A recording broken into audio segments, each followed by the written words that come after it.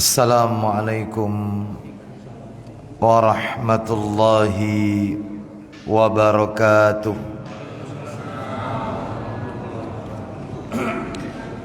Alhamdulillahi hamdan katsiran tayyiban mubarakan fi kama yuhibbu rabbuna wa yarda. Wa ashhadu an la ilaha illallah wahdahu la syarika lah wa ashhadu anna Muhammadan abduhu wa rasuluh. Ya ayyuhalladzina amanu taqullaha haqqa tuqatih wa la tamutunna illa wa antum muslimun. Amma ba'du, fa inna asdaqal hadisi kitabullah wa khairal hadi hadi Muhammadin sallallahu alaihi wasallam wa syarral umuri muhdatsatuha wa kulla muhdatsatin bid'ah wa kulla bid'atin dhalalah wa kulla dhalalatin finnar. Ikhwan wa akhawati fillah, bapak-bapak, ibu-ibu, kaum muslimin dan muslimah, jamaah salat maghrib Masjid Al-Hidayah yang semoga dimuliakan oleh Allah Subhanahu wa ta'ala. Kepada segenap pengurus yayasan dan takmir Masjid Al-Hidayah yang semoga dirahmati oleh Allah Subhanahu wa ta'ala, puji dan syukur tidak henti-hentinya selalu kita panjatkan kepada Allah Subhanahu wa ta'ala atas segala karunia nikmat yang telah Allah berikan kepada kita. Dan tentunya kita tidak akan pernah mampu, tidak akan pernah bisa menghitung-hitung nikmat tersebut. Allah Subhanahu wa ta'ala menegaskan dalam ayatnya, wa in ta'uddu ni'matallahi la tuksuha. Dan jika kalian menghitung-hitung nikmat Allah, maka tentu kalian tidak akan pernah mampu, tidak akan pernah bisa untuk menghitung-hitungnya. Mulai kita bangun dari tidur sampai kita tidur kembali, bahkan tidur itu sendiri merupakan bagian dari karunia nikmat Allah yang wajib untuk kita syukuri. Oleh karenanya kita berdoa kepada Allah Subhanahu wa ta'ala. Kita berdoa sebagaimana doa yang Nabi ajarkan kepada kita, agar Allah senantiasa melimpahkan karunia nikmat-nikmatnya kepada kita. Di antara doa tersebut adalah doa yang diriwayatkan oleh Ibnu Hibban, doa yang Nabi ajarkan kepada sahabat Ibnu Mas'ud radhiyallahu an. Doa itu berbunyi, Allahumma inni as'aluka imanan la yartad. Ya Allah, sesungguhnya aku memohon kepadamu iman yang tidak akan pernah lepas, wa na'iman la yanfad, nikmat yang tidak akan pernah habis, wa murafaqata Muhammadin sallallahu alaihi wasallam fi a'la jannatil khuldi, dan dapat menyertai Nabi Muhammad sallallahu alaihi wasallam di surga yang tertinggi kekal selama-lamanya. Oleh karena itu Bapak Ibu sekalian, semoga Allah senantiasa melimpahkan nikmat-nikmatnya kepada kita, dan Allah menjadikan kita hamba-hamba yang pandai bersyukur kepada Allah Subhanahu wa ta'ala. Bapak Ibu kaum muslimin dan muslimah rahimani wa rahimakumullah, Malam hari ini kita akan lanjutkan pembahasan kita yang semestinya kajian kita berada di Selasa pekan yang pertama ba'da maghrib. Karena satu dan lain hal, pada Selasa pekan yang pertama yang lalu kami uzur, sehingga kajiannya khusus untuk bulan ini dirubah di Rabu yang kedua, pekan yang kedua. Adapun untuk berikutnya jadwal kita kembali seperti biasa, yaitu di Selasa pekan yang pertama. Oleh karena itu kami dari hati yang paling dalam mengucapkan jazakumullah khairan atas kelapangan waktu yang diberikan oleh takmir Masjid Al-Hidayah kepada kami, sehingga kajian ini tetap berlangsung. Sebagaimana biasa, kajian kita membahas kitab yang ditulis oleh Syekh Salim bin Aid Al-Hilali hafidhahullahu ta'ala, yaitu kitab yang berjudul Mausu'ah Al-Manahij Syar'iyyah fi Sahihis Sunnah An-Nabawiyah, yang sudah diterjemahkan ke dalam bahasa Indonesia, yaitu dengan terjemahan bebas. Judulnya, buku terjemahannya adalah Ensiklopedi Larangan Menurut Al-Quran dan As-Sunnah.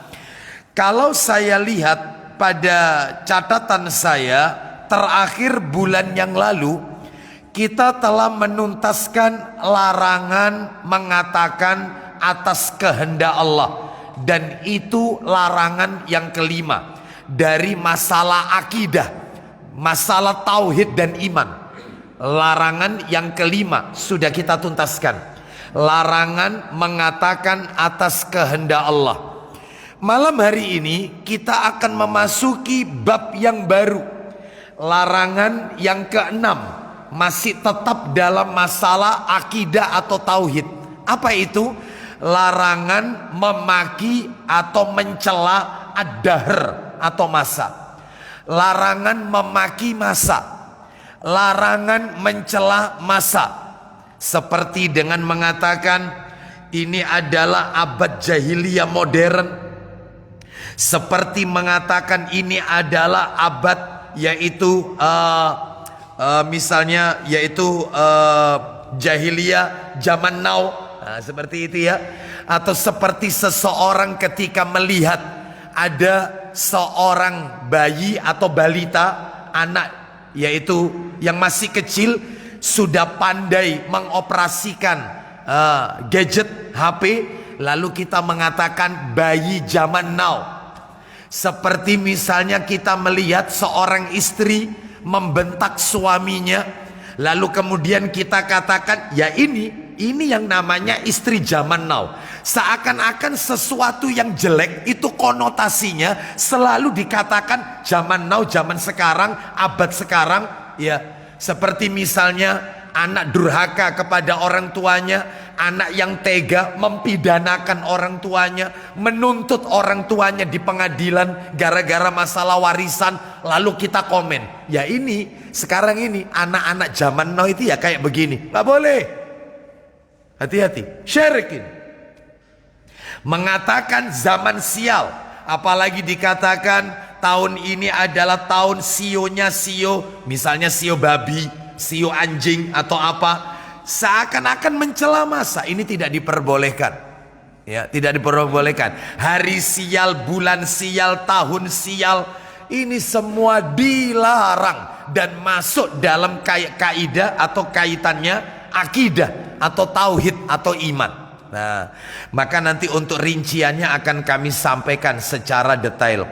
Baik Bapak Ibu sekalian, jadi yang keenam pembahasannya adalah larangan memaki ad-dahr, larangan memaki atau mencela masa. Dahr itu artinya masa, bahasa Arabnya dahr. Baik Bapak Ibu, sebelum kita masuk kepada materi inti kita, maka sebagai kata pengantar atau muqaddimah, saya ingin mengingatkan kepada diri saya dan kepada Bapak Ibu sekalian bahwa sebelum Islam ini hadir, sebelum cahaya Islam yang dibawa oleh baginda Rasulullah Muhammad sallallahu alaihi wasallam datang menyinari alam semesta, maka perlu Bapak Ibu ketahui umat ini berada dalam kesesatan.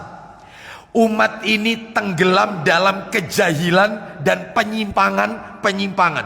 Dunia ini gelap sebelum Rasul diutus, sebelum cahaya syariat Islam itu datang. Sehingga tepat jika masa pada waktu itu disebut dengan masa jahiliyah. Nah, itu ya.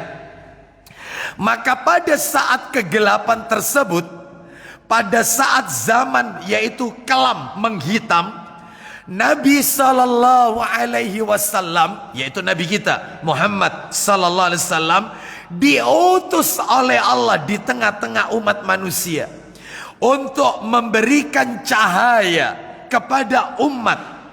Dan hal ini bisa kita lihat yaitu di dalam Al-Qur'anul Karim, tepatnya di surat yang ketiga Ali Imran, ayatnya ayat yang ke-164.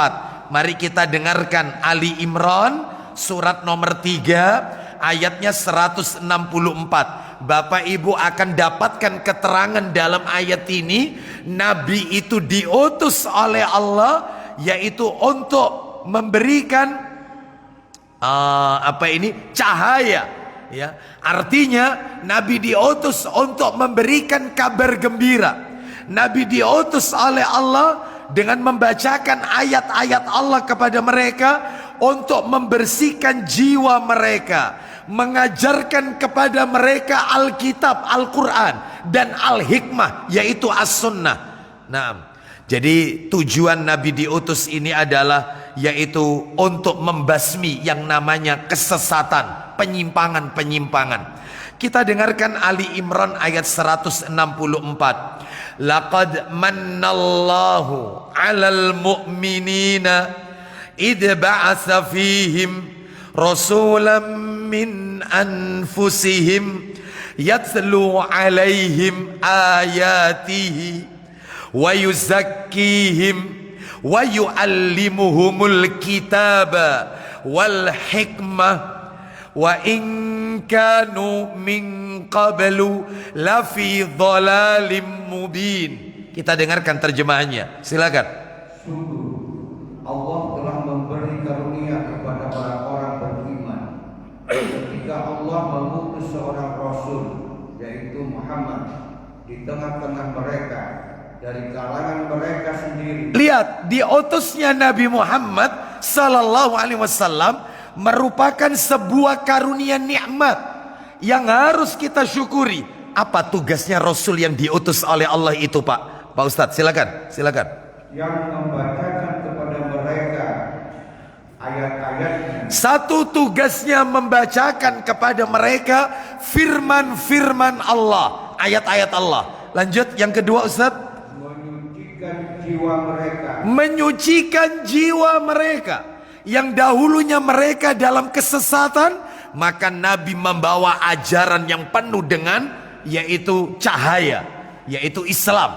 Lalu yang ketiga Ustaz, dan mengajarkan kepada mereka kitab yaitu Al-Quran dan hikmah atau sunnah. Nah, mengajarkan kepada umat manusia tentang Al-Quran dan As-Sunnah.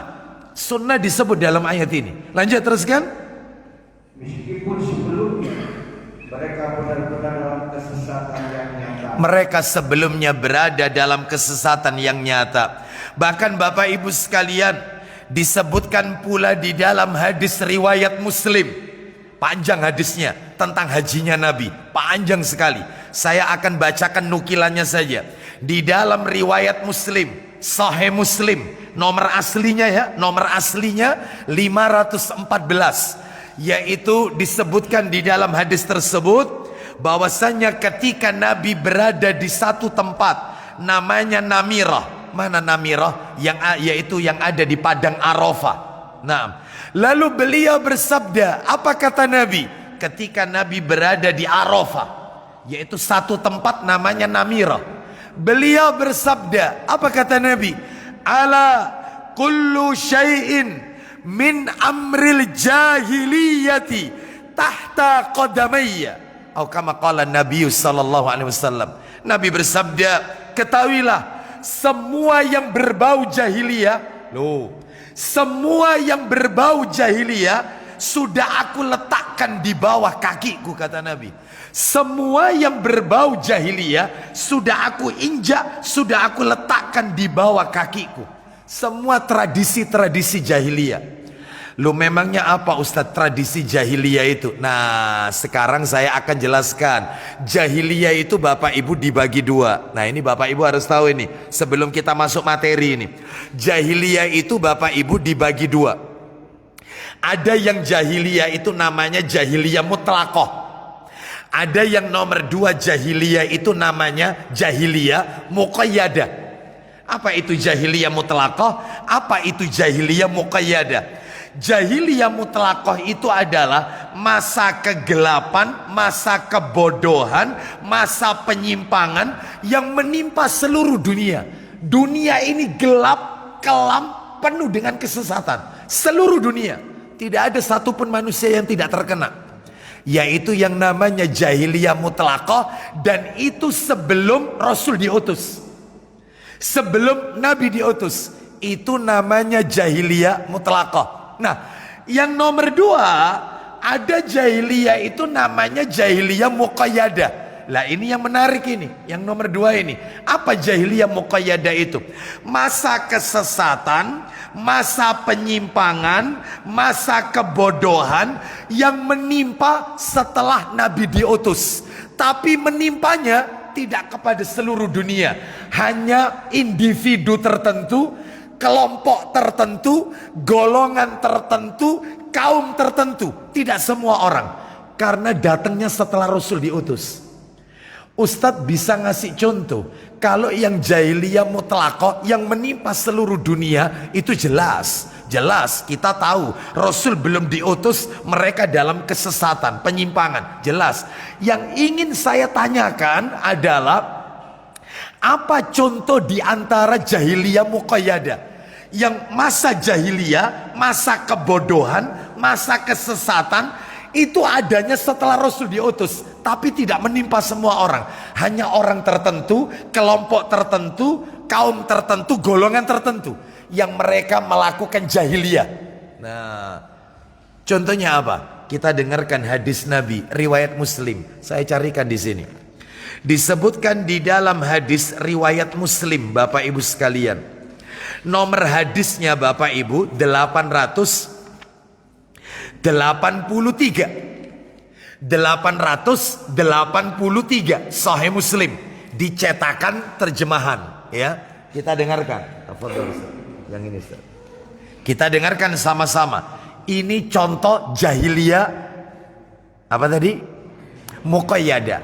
Apa muqayyadah itu? Terbatas. Kalau mutlaqah mujmal, global, umum. Jadi itu artinya kalau mutlaqah itu umum, kalau muqayyadah terbatas, hanya untuk kalangan tertentu. Tidak semua orang Islam terkena jahiliyah ini. Ternyata ada sebagian umat Islam yang masih melakukan jahiliyah ini. Jadi makanya nggak bisa digebiar uya, dipukul rata, nggak bisa. Karena apa? Karena Rasul sudah diutus, Quran sudah ada, hadis-hadis Nabi sudah ada. Tapi kok ada yang masih melakukan itu? Yaitu namanya jahiliyah muqayyadah. Tidak bisa kita katakan mutlaqah, dipukul rata, nggak bisa. Makanya hati-hati kalau berbicara dengan mengatakan jahiliyah milenial, abad jahiliyah modern, nggak boleh. Itu dipukul rata itu namanya. Nggak boleh. Ada orang per orang yang masih mengikuti tradisi jahiliyah. Contohnya, silakan Ustadz dibaca. Dari mana hadis itu? Silakan. Dari Abu Malik Al-Ash'ari radhiyallahu anhu, katanya Nabi Muhammad sallallahu alaihi wasallam bersabda. Apa isi sabdanya? Ada 4 macam kebiasaan jahiliyah. Ulang lagi. Ada 4 macam kebiasaan jahiliyah Yang umat yang belum ditinggalkan oleh mereka. Lihat kata-katanya Nabi. Ada 4 kebiasaan jahiliyah menimpa pada umatku dan belum ditinggalkan oleh mereka. Rasul sudah diutus ini, tapi mereka punya gaya berpikir, perbuatan yang meniru jahiliyah terdahulu dan belum ditinggalkan sampai sekarang, bahkan nanti sampai hari kiamat. Apa Ustadz? 4 ini Ustadz. Satu, membanggakan keturunan. stop, bangga dengan keturunan. Kamu siapa? Saya ini keturunan Rasul. Saya ini anak cucu Rasul. Kamu itu harus cium tangan sama saya. Ini jahiliyah. Jahiliyah. Bangga sama nasab, garis keturunan. Gak boleh. Iya. Saya ini golongan biru loh. Kalau kamu itu golongan apa? Ya. Saya ini darah biru loh. Gini-gini ningrat. Lah kamu itu kelados. Nah, ya. Ada nggak yang model-model kayak gini? Saya ini mulai turunan moyang nenek moyang itu semua tidak ada yang miskin kaya. Kamu orang baru kemarin aja pakai, ya, orang kaya baru aja pakai. Oh iya, membanggakan keturunan, nasab. Oh ini ya, hati-hati ini. Nomor dua, silakan. Mencela keturunan orang lain. Itu biasa. Kalau sudah membanggakan keturunan, maka yang kedua adalah mencela keturunan orang lain. Nah ini nggak boleh yang seperti ini. Yang nomor 3 Ustadz, silakan. Yang masuk kategori perbuatan jahiliyah yang sampai sekarang belum ditinggalkan umat Islam. Padahal ini kebiasaan jahiliyah ini. Lah ini namanya jahiliyah muqayyada, ya. Makanya kalau di masyarakat kita ada orang yang suka mencela keturunan orang lain, bangga sama nasab, ya jangan dicela, dikebiar uya. Ya ini akhir zaman. Ya ini yang namanya jahiliyah modern itu ya kayak orang-orang nggak bisa dipukul rata. Jangan katakan ya ini yang namanya jahiliyah muqayyada, menimpa orang tertentu, tidak semua orang, keturunan tertentu, tidak semua keturunan. Dan kelompok tertentu, tidak semua kelompok, tidak semua umat Islam, hanya orang per orang. Nah, masih mengikuti jahiliyah yang terdahulu. Nomor 3 Ustadz, silakan. Mempercayai hujan turun disebabkan bintang-bintang. Mempercayai turunnya hujan karena ramalan cuaca. Oh, pantesan hari ini hujan. Saya kemarin itu dengarkan BMKG, katanya Surabaya tanggal sekian sampai sekian itu hujan lebat. Jahiliyah. Hujan turun karena Allah, tidak hujan karena Allah. Itu yang benar. Alhamdulillah, rahmatnya Allah turun, hujan. Ternyata hari misalnya kemarin tidak hujan-hujan, Masya Allah hari ini tidak hujan, beda sama kemarin. Ini juga karena rahmatnya Allah. Allah memberikan rahmat, terkadang hujan, terkadang tidak. Tapi kalau orang mengatakan, iya makanya ramalan cuaca, ramalan, dia tidak katakan itu dari Allah. Jahiliyah. Hati-hati. Nomor 4 Ustadz, silakan. Meratapi mayat. Ulang lagi. Meratapi mayat. Meratapi mayat. Meratapi mayit. Lanjut, apa kata Nabi untuk wanita peratap? Sabda beliau, Ya. jika wanita peratap itu tidak taubat sebelum dia mati. Jika wanita peratap. Kenapa kok wanita? Karena memang kebanyakan mayoritas yang melakukan ini adalah kaum wanita. Contohnya kayak apa? An-niyaha itu, niyaha, an-na'yu, meratapi mayit, an-niyaha. Menangis histeris, berteriak, memukul-mukul badannya karena tidak ridho dengan musibah yang menimpa dia. Seakan-akan kenapa kok begitu cepat diambil. Dia masih sayang sama anaknya. Terus nangis, teriak, rambutnya dikoyak-koyak. Maka ini yang namanya ratapan jahiliyah. Seperti yang dilakukan oleh orang Syiah, yaitu setiap tanggal 10 Muharram di satu tempat namanya Karbala, sebagai bentuk penyesalan atas kematiannya Husain, dia memukul-mukul tubuhnya dengan benda-benda tajam sampai berdarah-darah. Oh, seperti itu. Ya ini ratapan jahiliyah. Kita juga begitu sebagian, tidak semua. Sebagian kaum muslimin ketika kena musibah dipukul-pukul dadanya, nangis teriak. Wah, nggak boleh. Nggak boleh. Haram meratapi. Ulang lagi, kalau wanita peratap itu tidak bertobat sebelum matinya. Ulang lagi Ustaz. Jika wanita peratap itu tidak Maka nanti di hari kiamat dia akan disuruh berdiri. terus Lalu dipakaikan kepadanya celana terbuat dari aspal mendidih. lalu akan dipakaikan kepada wanita itu aspal mendidih. Itu yang jadi pakaiannya nanti di hari kiamat kelak di neraka. Terus dan baju berpenyakit kulit. Itu yang akan dia pakai nanti di hari kiamat kelak. Kalau tidak tobat sebelum matinya. Makanya orang meratapi jenazah itu kasihan mayitnya. Kasihan mayitnya.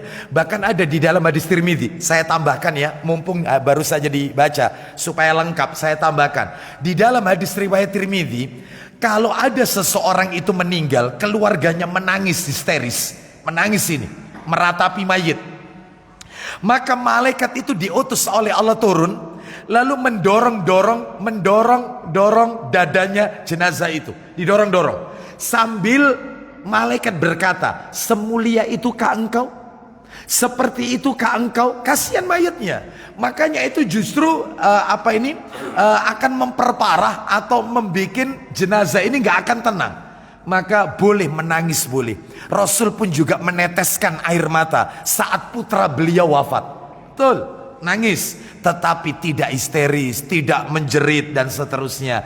Karena kalau kita meneteskan air mata itu bagian dari kasih sayang. Boleh. Sebagaimana Nabi menjenguk ibunya Aminah. Ibunya Nabi kan namanya Aminah. Ketika dijenguk, Nabi kan bilang, Nabi meneteskan air mata, nangis. Semua sahabat lihat Nabi nangis, semuanya ikut nangis. Lalu sahabat bertanya, mengapa engkau menangis wahai Rasulullah? Kata Nabi, aku meminta kepada Allah agar Allah mengampuni ibuku. Ternyata ditolak permohonanku oleh Allah. Aku minta supaya ibuku diampuni, ditolak oleh Allah. Dan ternyata aku minta yang kedua, agar aku diizinkan untuk menziarahi kubur ibuku. Ya, maka Allah pun mengizinkannya. Nah, yang pertama ditolak, yang kedua diizinkan. Lalu Nabi bilang sama sahabat, oleh karena itu pergilah kalian ziarah untuk mengingatkan kematian. Bukan ngalah berkah, bukan minta kepada orang mati, bukan. Untuk yaitu mengingatkan kematian. Nah, seperti itu. Di mana itu dalilnya? Doanya Nabi agar ibunya itu dosanya diampuni, ditolak oleh Allah. Tolong dibuka Ustadz, Sahih Muslim nomornya 924. 924. Nomornya nggak jauh dari yang tadi ya. 924. 900. Nah, itu Ustadz. Coba yang itu Ustaz. Nomornya 924. Naam. Tafadhal Ustaz. Kita dengarkan baik-baik. Ayo. Dari Abu Hurairah radhiyallahu anhu katanya, pada suatu ketika Rasulullah Muhammad SAW ziarah ke kubur ibunya. Nah, beliau ziarah ke kubur ibunya. Terus? Lalu beliau menangis. Nah, menangis kan? Lanjut terus. Maka menangis pula orang-orang sekelilingnya. Nah, semua sahabat juga ikut nangis. Lanjut. Kemudian beliau bersabda, silakan. Aku mohon izin kepada Tuhanku untuk memintakan ampun bagi ibuku. Ternyata? Tetapi tidak diperkenankannya. Nah, tidak diperkenankan oleh Allah Azza wa Jalla. Ya, terus kemudian yang kedua?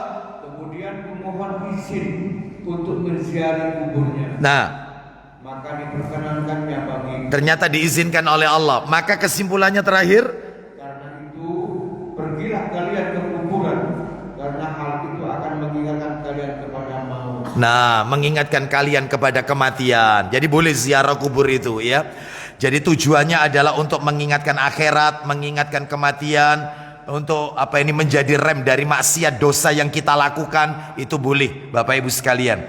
Baik, kita lanjutkan. Jadi intinya jahiliyah itu dibagi berapa? Dua. Ada yang mutlaqah, ada yang muqayyadah. Lah yang seperti ini tadi contoh daripada jahiliyah muqayyadah, menimpa pada sebagian kelompok. Berarti Bapak Ibu kesimpulannya adalah, walaupun zaman sekarang bukan lagi zaman jahiliyah. Sekarang kan bukan zaman jahiliyah. Bukan berarti budaya dan perilaku jahiliyah sudah tidak ada sama sekali. Bukan berarti seperti itu. Masih ada, tetapi tidak menimpa kepada semua orang. Bukankah banyak kaum muslimin yang meniru-niru yaitu perilaku jahiliyah? Salah satunya adalah yang kita bahas malam hari ini, budaya jahiliyah. mencaci maki masa, memaki dahar masa, memaki waktu. Bulan sial, tanggal sial, tahun sial, ya, dan seterusnya.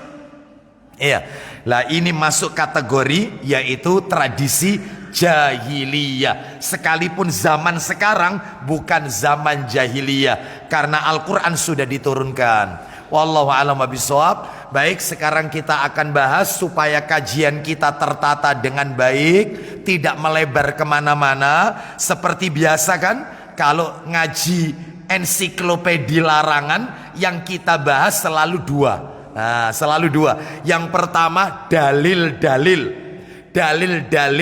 yang melarang memaki masa. Di mana dalilnya? Quran di mana? Hadis Nabi di mana? Yang kedua, yang terakhir yang akan kita bahas adalah penjelasan dari dalil-dalil tersebut. Baik, kita awali yang pertama dulu. Dalil-dalil yang melarang memaki masa, mencela ad-dahr. Dalilnya Bapak Ibu ada 4. Ada 4. Dalilnya ada 4. Saya kasih 4. Ya, yang pertama ayat Quran. Loh, di Quran ada? Ada di Quran. Mana dalilnya di Quran? Silakan dibuka Quran surat nomor 45. Quran surat Al-Jasiyah. Quran surat 45 itu Al-Jasiyah. Ya, ayatnya Quran surat 45 ayatnya 24. Quran surat Al-Jasiyah ayat 24. Wa qalu ma hiya illa hayatuna dunya namutu wa nahya wa ma yuhlikuna illa ad-dahr wa ma lahum bidzalika min ilm in hum illa yadunnun. Silakan. Dan mereka berkata. Apa kata mereka? Mereka di sini maksudnya orang-orang musyrik di zaman Nabi. Orang-orang musyrik di zaman Nabi. Lanjut, teruskan. Kehidupan ini tidak lain adalah kehidupan di dunia saja. Terus. Kita mati, kita hidup, dan tidak ada yang membinasakan kita selain masa. Duh, itu. Tetapi lanjut. Tetapi mereka tidak mempunyai ilmu tentang itu. Terus. Mereka hanyalah menduga-duga saja. Bapak Ibu sekalian, perhatikan ayat ini. Di dalam ayat ini Al-Jasiyah ayat yang ke-24, orang-orang musyrik itu berkata bahwasannya kita ini hidup, kita ini mati, gak ada kaitannya sama Allah. Semuanya ini lihat, di antara kita ada yang hidup, di antara kita sudah ada yang meninggal dunia duluan. Berarti semua ini karena waktu aja, kita tinggal tunggu waktu. Gak ada kaitannya dengan Allah, gak ada. Jadi mereka mengingkari takdir. Ya, mereka mengingkari ketetapan Allah. Makanya jangan kaget kalau ada istilah di zaman Nabi, musyriknya itu namanya musyrikun dahriyun. Musyrikun dahriyun itu apa? Ateis, nggak punya agama, nggak punya agama. Jadi di zaman Nabi itu ada orang musyrik itu tingkatan-tingkatan. Lah ini masuk kategori musyrikun dahriyun, musyrik yang ateis. Jadi nggak kenal Tuhan. Jadi dia nggak percaya adanya siang malam, itu ya wajar aja, wajar. Ya, sewajarnya saja. Ini kan ya peristiwa proses alam saja. Jadi tidak ada kaitannya dengan takdirnya Allah. Mereka mencela masa. Mereka mengatakan ya sudah, kalau memang waktunya ya ya sudah, ya itu berarti memang sial, itu waktunya waktu sial dia. Oh, seperti itu. Seperti ada keyakinan, mohon maaf ini, ada keyakinan, saya pernah mendengar waktu itu ya, saya nggak tahu ya apakah benar itu, tapi saya mendengar betul ini ya. Jadi ceritanya ada seseorang yang dia itu kena musibah, kecelakaan. Lalu kemudian setelah itu dibawa ke rumah sakit. Dan ternyata dia tabrakan. Dan yang ditabrak juga sama-sama, yaitu celaka juga. Itu sama-sama terluka. Nah ternyata muncul yaitu pembicaraan. Loh, dia melakukan itu hari apa itu? Hari Selasa. Oh, lawang dino Selasa, memang dino bala. Wes diwarai ojo dino Selasa, buka usaha ojo dino Selasa. Terus kalau bepergian jauh jangan hari Selasa. Itu Lah ini enggak benar yang kayak begini. Semua hari itu baik. Dan memang ada hari yang terbaik, ada hari Jumat. Ya, ada bulan terbaik, ada Ramadan, ada. Bukan berarti kalau ada Ramadan, ada hari Jumat, semua hari yang lain itu sial, atau semua bulan yang lain itu sial. Bukan, bukan. Ya, semua hari itu baik. Ya, baik Bapak Ibu sekalian. Contoh lagi, contoh Nabi mengatakan, berbekamlah kalian pada hari Selasa, Kamis, sama hari apa lagi? Bekam itu. Ya. Berbekam itu pada hari apa saja? Hah? Pada hari apa saja? Ya, yang dilarang berbekam itu Bapak Ibu sekalian, berbekam pada hari Rabu. Itu nggak boleh. Bekam pada hari Rabu. Itu dilarang. Adapun selain hari Rabu itu juga ada larangan-larangannya. Di antaranya yaitu disebutkan oleh Rasulullah sallallahu alaihi wasallam, ya, yaitu di dalam hadis riwayat Ibnu Majah, di mana Nabi sallallahu alaihi wasallam menjelaskan bahwasanya jangan berbekam pada hari Rabu. Nah ini berbekamlah kalian, yaitu karena berkahnya Allah itu pada hari Kamis, disuruh bekam pada hari Kamis, lalu berbekam lagi pada hari Senin, lalu berbekam boleh pada hari Selasa. Jadi Senin, Selasa dan Kamis itu boleh bekam. Yang tidak boleh bekam itu adalah yaitu harinya hari Rabu, Jumat, Sabtu dan Ahad. Itu nggak boleh. Ya, dan hadis ini disahihkan oleh Syekh Albani rahimahullah. Ya, bahkan juga disuruh berbekam pada pagi hari. Ya, pagi hari karena lebih berkah bekam itu. Bukan berarti kalau bekam, ya, bukan berarti selain hari Senin, Selasa, Kamis itu hari sial. Bukan.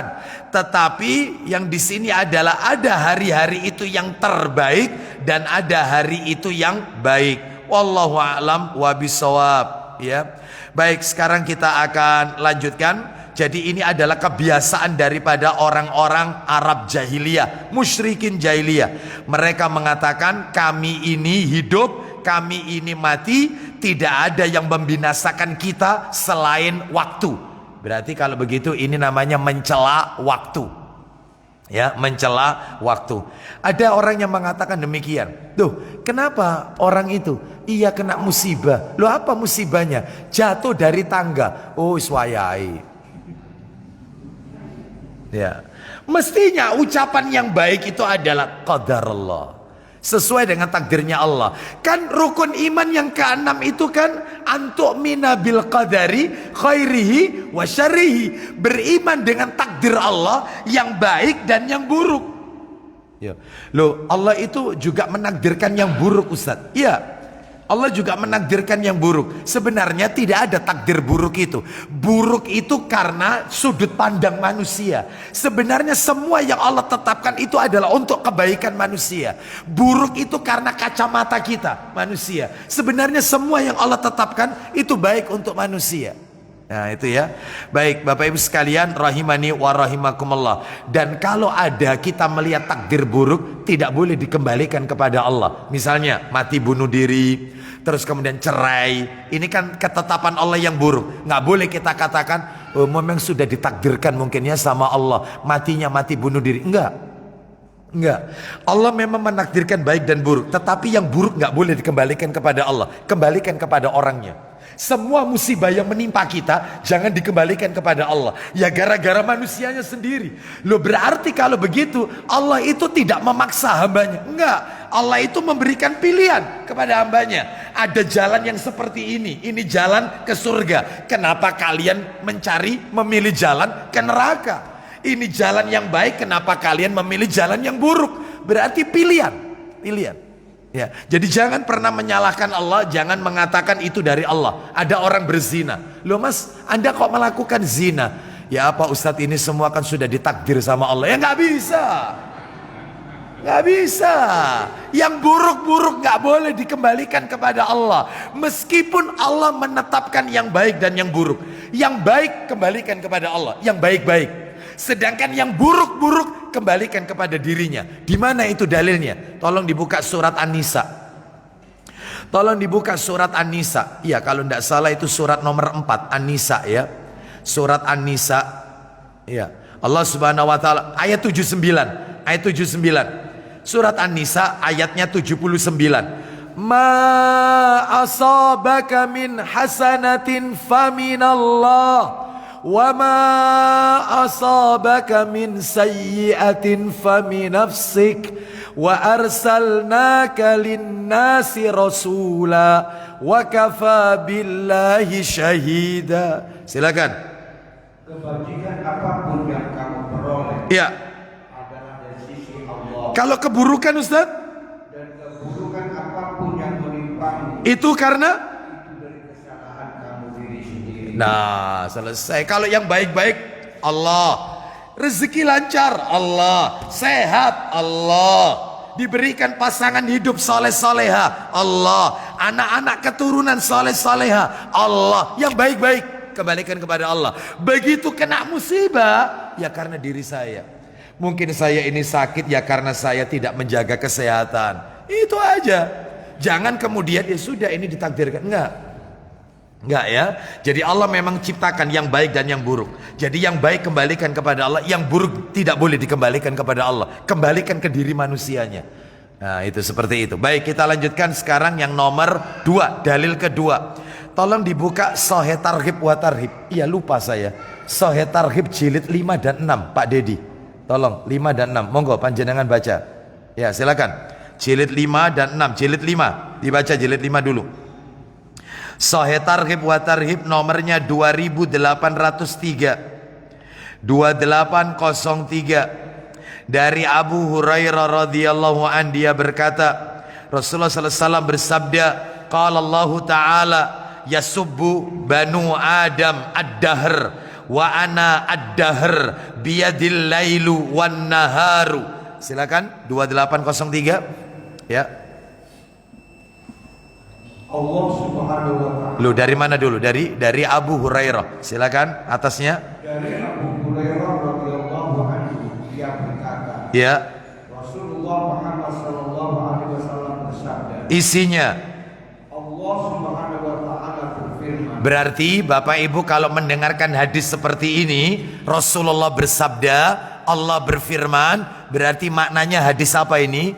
Qudsi. Apa bedanya dengan hadis biasa? Hadis qudsi itu adalah firman Allah Azza wa Jalla. Ya, lo kalau firman Allah apa bedanya sama Al-Qur'an? Beda.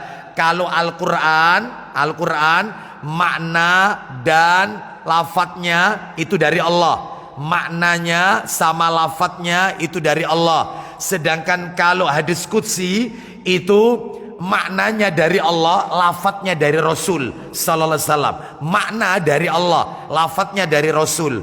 Kalau Al-Qur'an itu diriwayatkan oleh semua sahabat. Jadi Al-Qur'an itu kalau turun semua sahabat tahu. Tapi kalau hadis qudsi maka tidak, hanya beberapa orang sahabat. Kalau Quran mutawatir, nyambung langsung kepada Allah. Kalau hadis qudsi selama disebut hadis maka tetap ada yang dhaif. Maka jangan kaget, hadis qudsi itu juga ada yang palsu. Ada. Karena apa? Karena hadis qudsi itu juga mengikuti ada sanad, ada matan. Ilmu hadis. Seperti itu. Orang baca Quran dapat pahala meskipun tidak paham artinya. Nggak paham ini, nggak bisa bahasa Arab. Yang penting baca tok, nggak tahu artinya. Dapat pahala. 1 huruf 10 kebaikan. Tapi orang baca hadis qudsi nggak dapat pahala. Dia baru dapat pahala dari hadis qudsi kalau dia mengamalkan isi dari hadis itu. Dia amalkan isi hadis itu, baru dapat pahala. Kalau Quran diamalkan, tidak diamalkan, diwocok, dibaca tok, dapat pahala. Dapat Quran. Orang sholat baca Quran, orang sholat tidak baca hadis qudsi. Beda. Nih ya, Bapak Ibu sekalian, Al-Quran, naam, ketika menyentuhnya harus suci. Ketika hadis qudsi disentuh, tidak harus suci. Tidak harus suci. Orang junub boleh baca hadis qudsi, tetapi orang junub tidak boleh baca Quran. Beda-beda perlakuannya. Jadi sama-sama firman Allah, bedanya kalau hadis qudsi makna sama lafadznya dari Allah.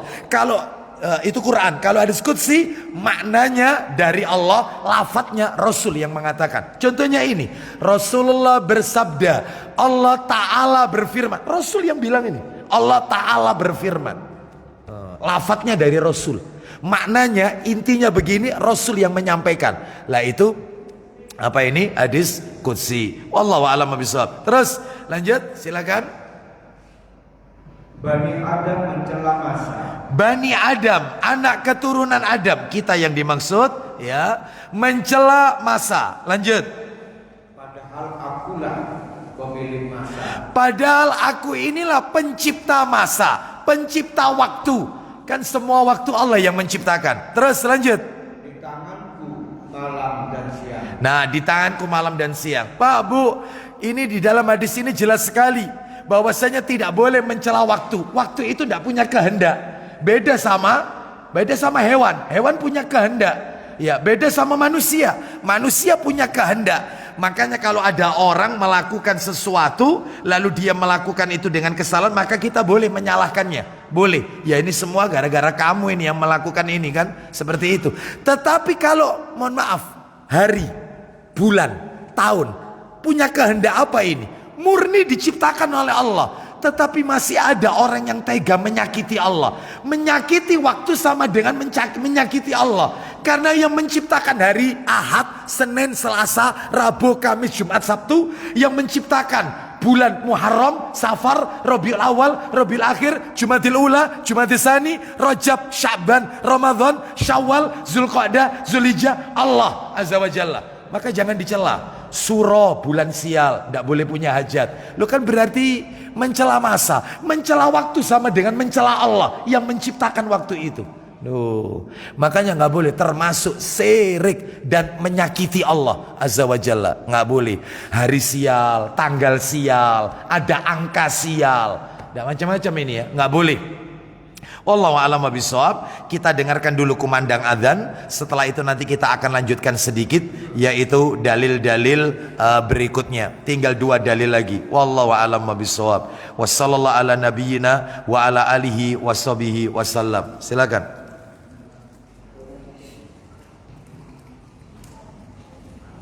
Ya, sudah waktunya adzan ya?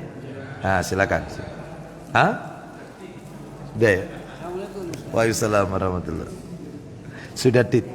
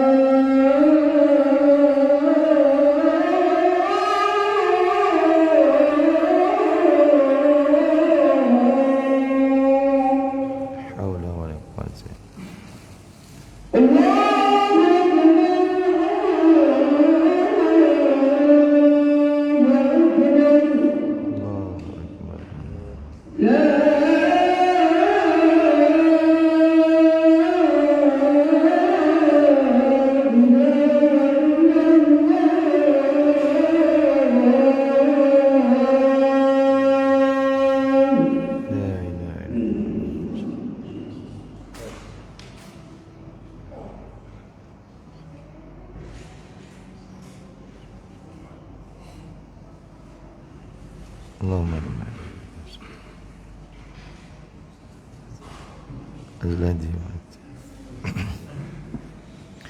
Alhamdulillah wassalatu wassalamu ala Rasulillah wa ba'd.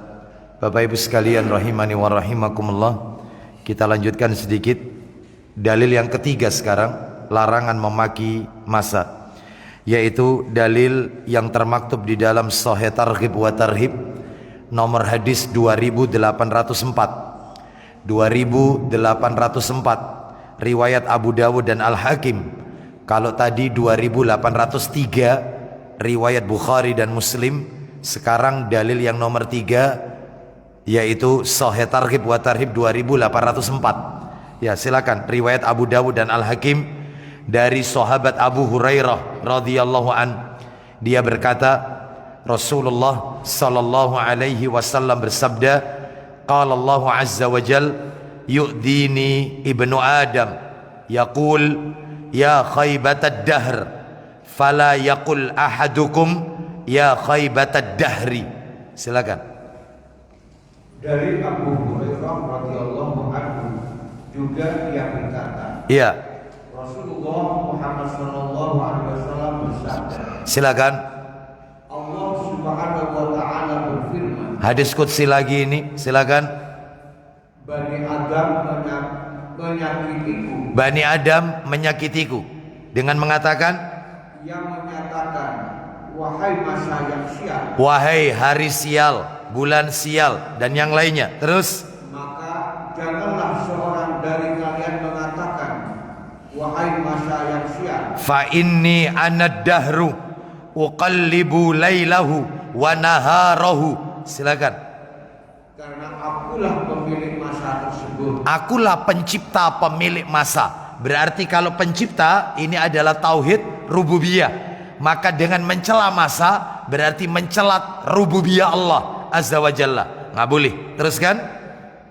Aku yang membolak-balikkan malam dan siang. Aku yang membolak-balikkan malam dan siang. Kita akhiri dalil keempat, yaitu di dalam kitab yang sama, Sahih Targhib wa Tarhib nomor 2804, sama nomornya, cuman beda redaksi. Redaksi dalil yang keempat ini riwayat Baihaqi. Kita dengarkan di poin yang 2D. Kalau tadi kan 2A, ini sekarang yang 2D, betul?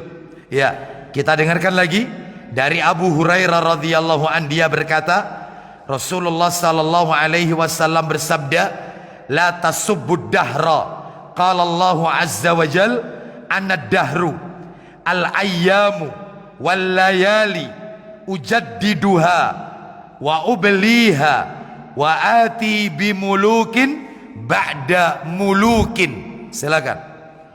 Imam Al-Baihaqi pun meriwayatkan hadis ini dengan lafaz, Ya, janganlah kalian mencela masa Allah. janganlah kalian mencela masa. Berhenti. Terus Janganlah kalian mencela masa. lanjut. Allah Subhanahu wa taala berfirman, Apa firman Allah? Hadis qudsi lagi ini. Silakan.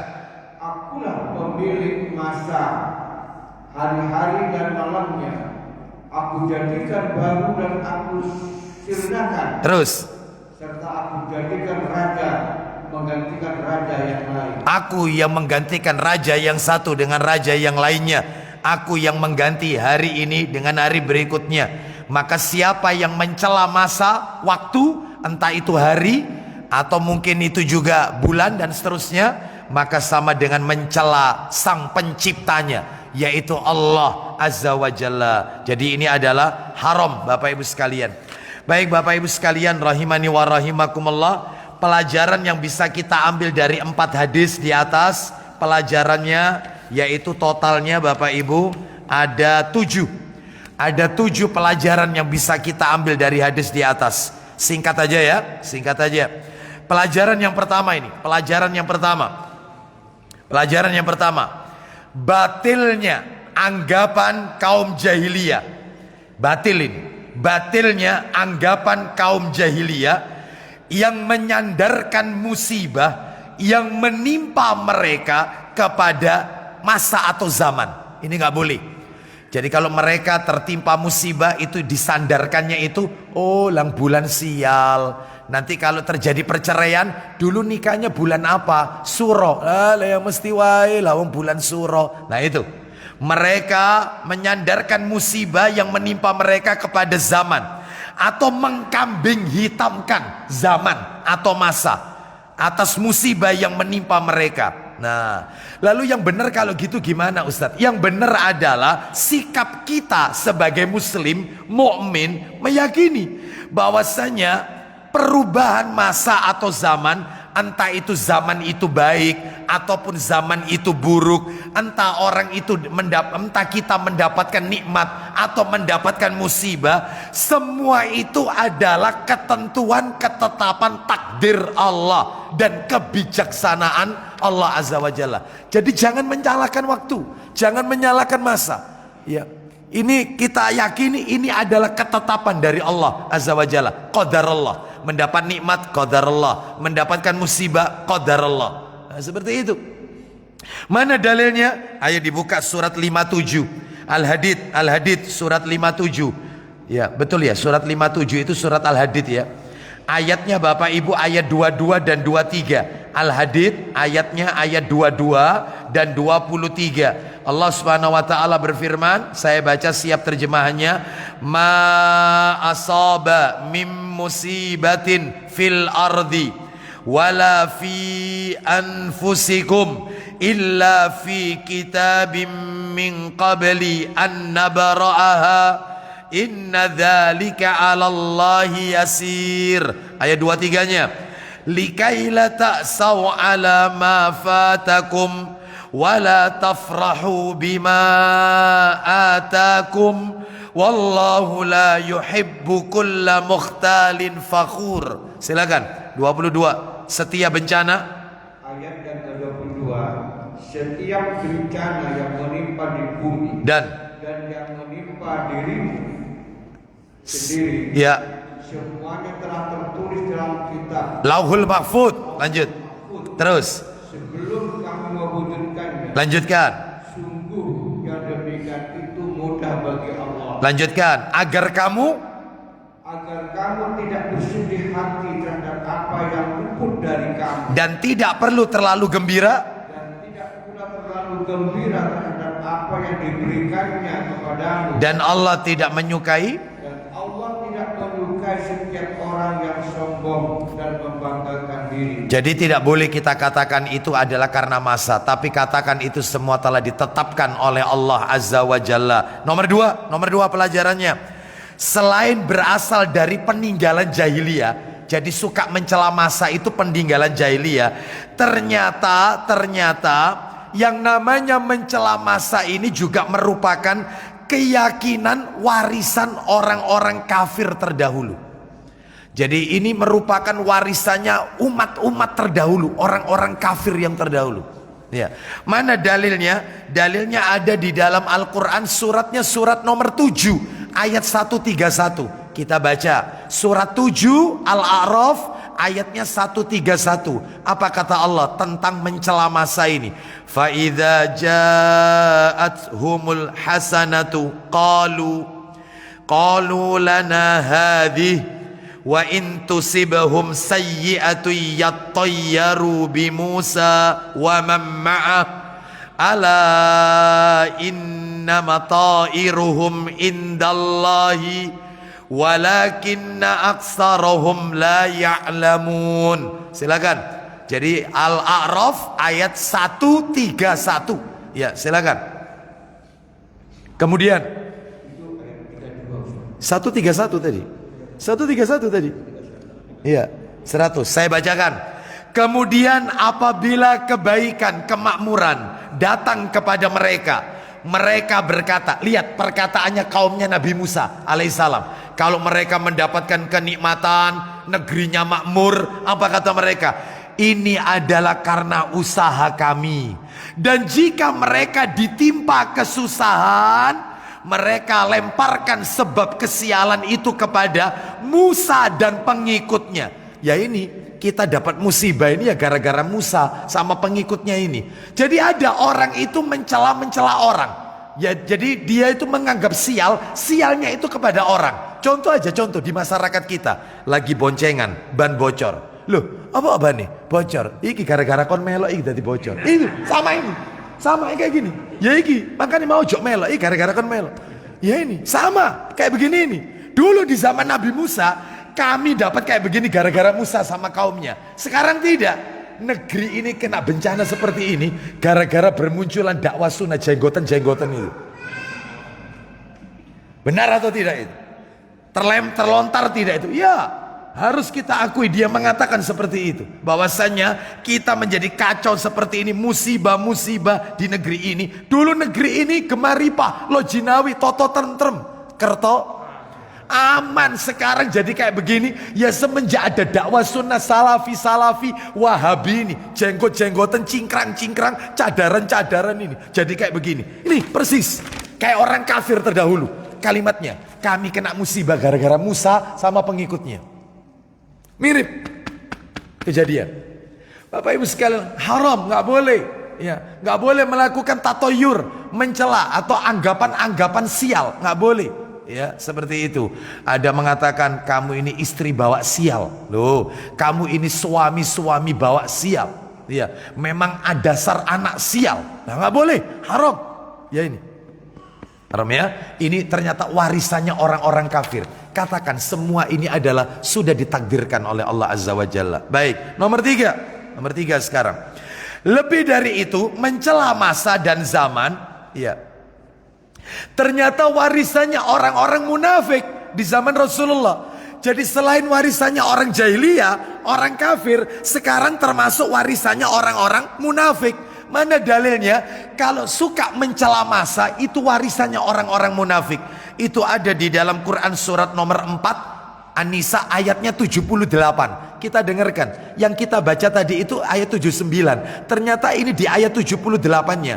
An-Nisa 78. An-Nisa 78. Kita lihat, ainama takunu yudrikumul mautu walau kuntum fi burujim musyayyadah wa in tusibhum hasanatun yaqulu hadhihi min indillah wa in tusibhum sayyi'atun yaqulu hadhihi min indik qul kullum min indillah fama li haula'i ya, famali haula'il qaumi la yakaduna yafqahuna hadisa.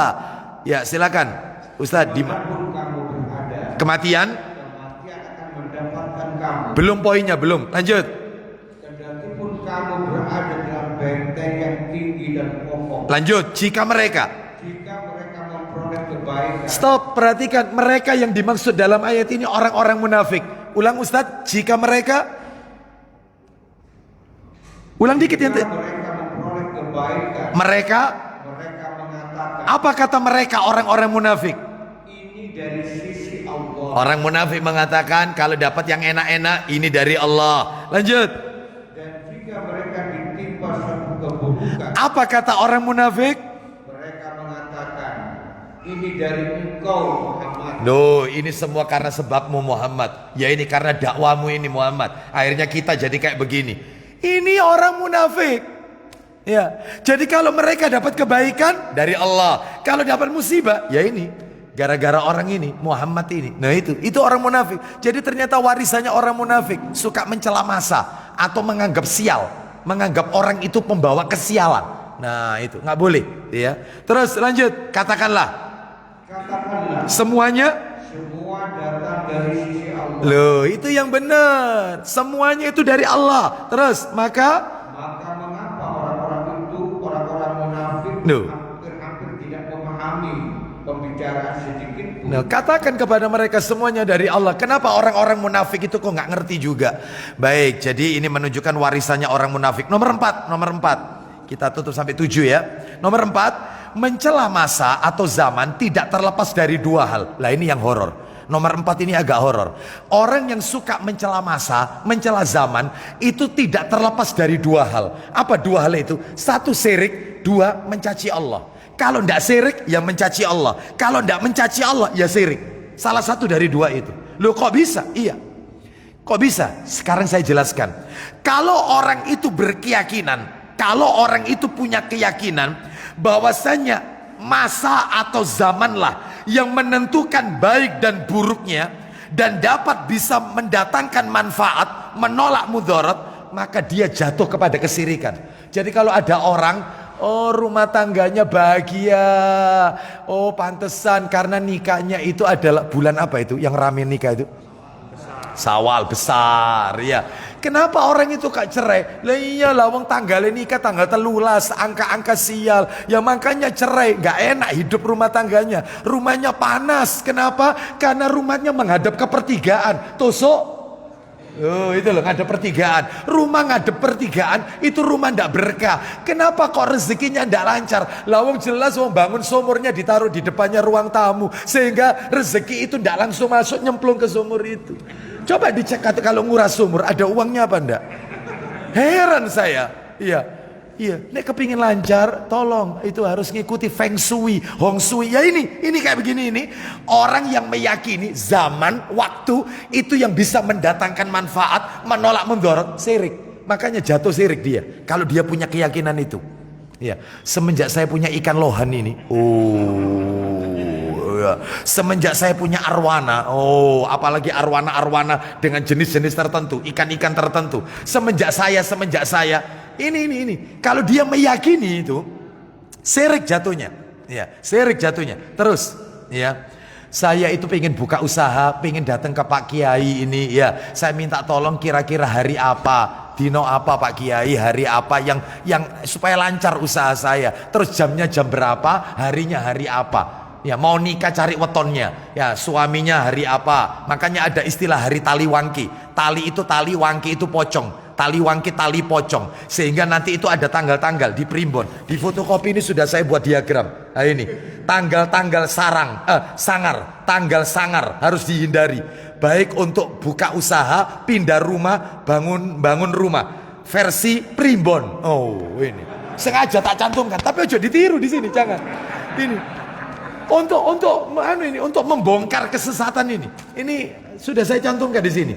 Nah, di sini misalnya bulan Suro tanggal 17, 27, 11, 14 jatuhnya Rebo Pahing itu dapat halangan besar. Nanti kalau Sapar tanggal 12, 22, 1 sama 20 jatuhnya Kemis Pon sering sakit-sakitan. Oh itu.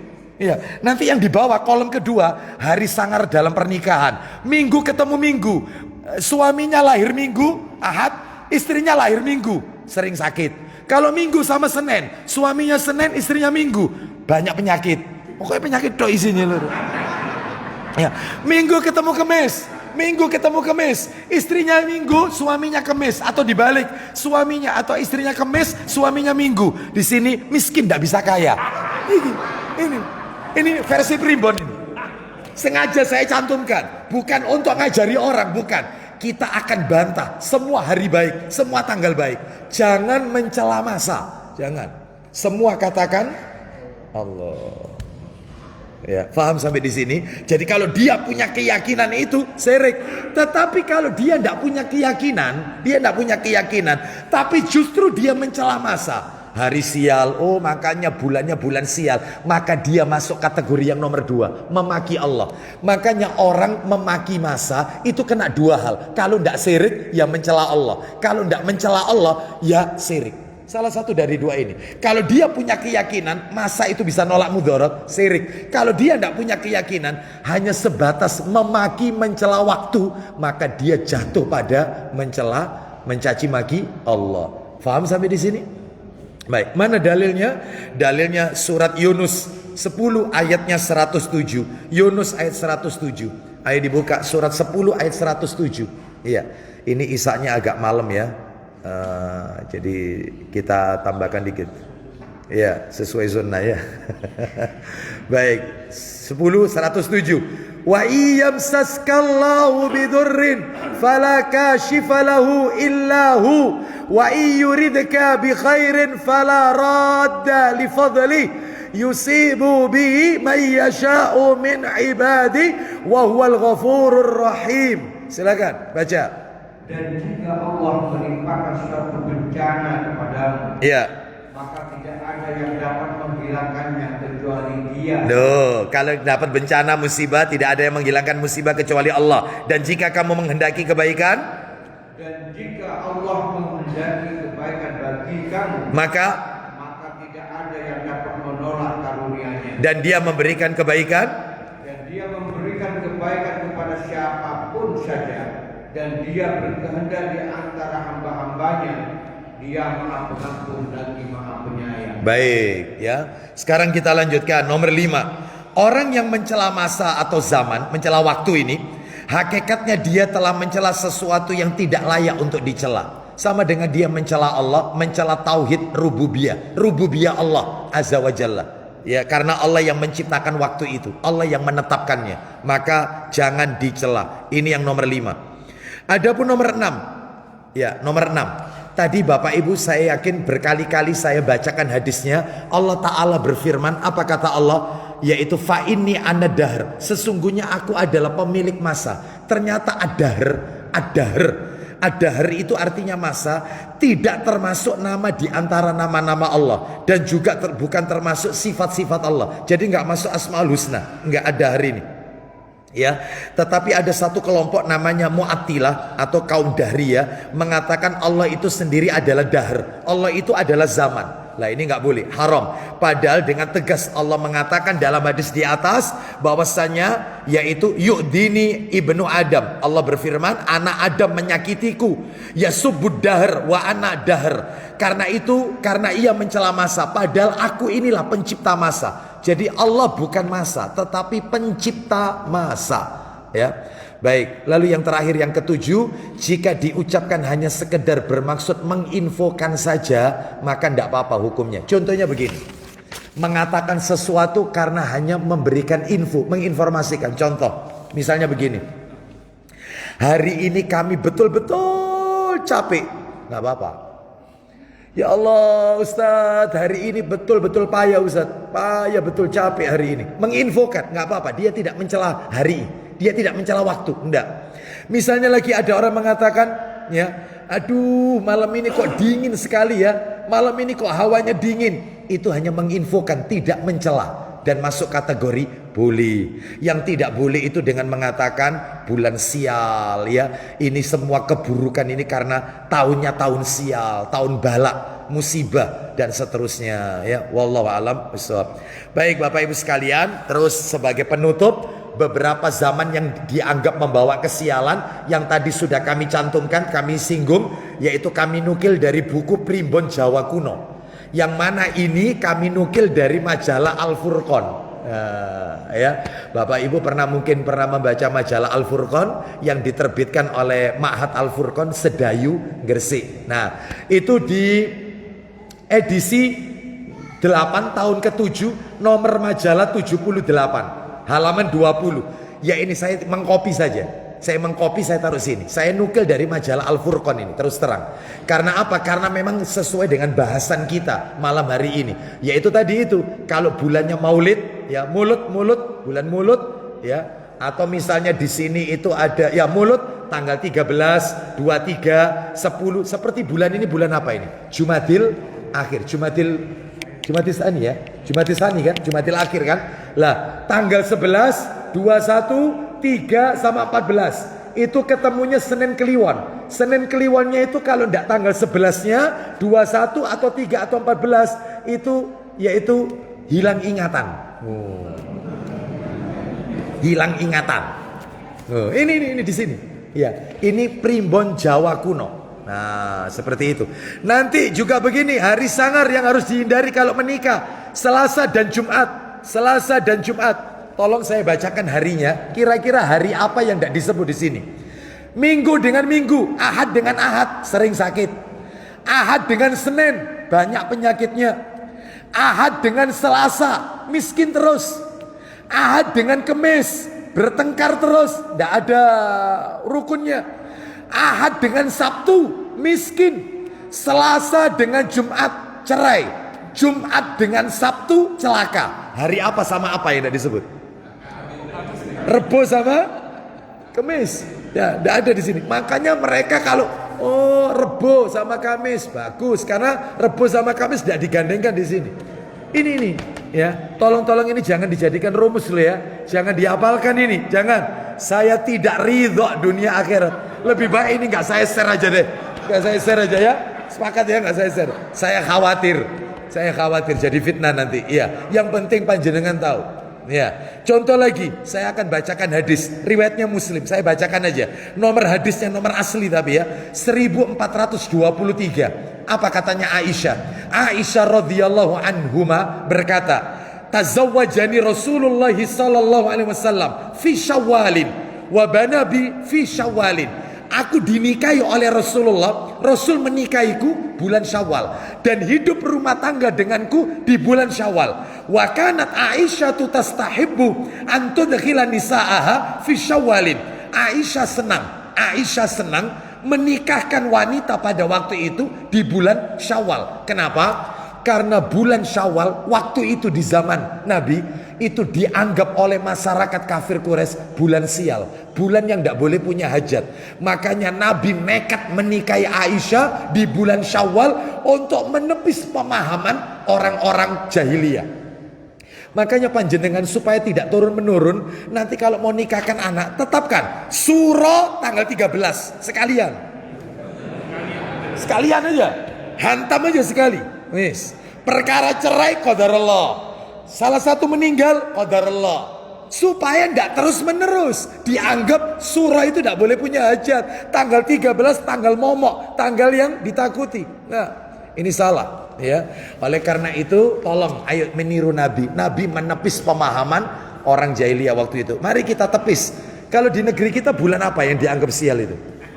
Ya suro ya, maka ditepis saja ya. Wallahu a'lam bishawab. Demikian apa yang bisa kami sampaikan.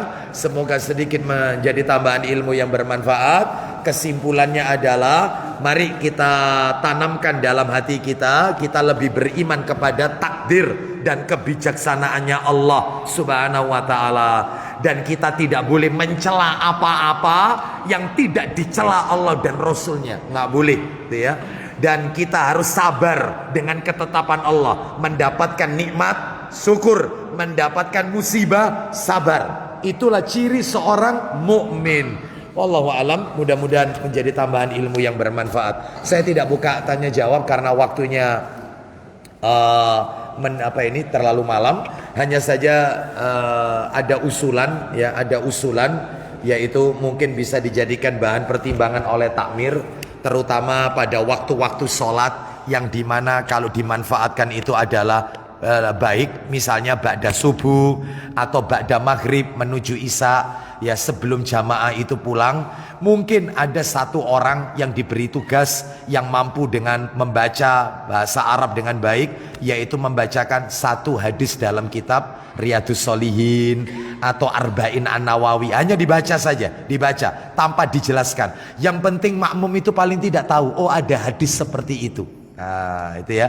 Entah itu ba'da subuh, entah itu ba'da maghrib, entah itu. Syukur-syukur kalau ada sarahnya. Misalnya hadis yang dipelajari jangan dianu sendiri. Cukup mengikuti apa yang tertulis di buku itu aja. Hadis yang kami sebutkan tadi mengandung pelajaran 3. Ini selesai. Itu aja. Mungkin cuma 5 menit, bahkan mungkin tidak sampai 5 menit ya. Baik, jadi untuk apa? Mengisi kekosongan daripada jamaah tidak mendapatkan ilmu dan seterusnya. Wallahu a'lam wa bishawab. Demikian kami akhiri. Wassallallahu ala nabiyyina wa ala alihi washabihi wasallam. Subhanakallahumma wa bihamdika asyhadu an la ilaha illa anta astaghfiruka wa atubu ilaik. Wa akhiru da'wana anil hamdulillahi rabbil alamin. Assalamualaikum warahmatullahi wabarakatuh.